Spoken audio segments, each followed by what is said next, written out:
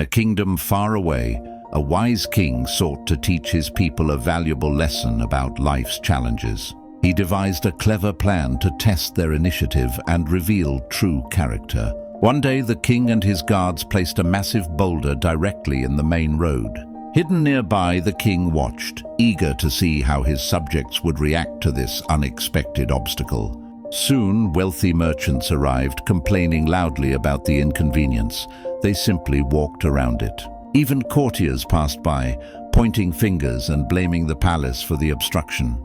Later, a humble peasant, burdened with his daily load, approached the daunting rock. Instead of complaining, he set down his sack and began to push with all his might. With great effort and determination, the peasant slowly but surely moved the giant boulder off the path. To his surprise, beneath where the boulder had rested, he discovered a small leather purse. Inside, shining gold coins glinted, along with a rolled-up parchment note.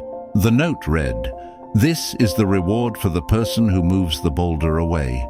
A smile spread across the peasant's face as he understood the king's profound message. Life's obstacles often hide opportunities. Taking initiative and facing challenges can lead to unexpected rewards.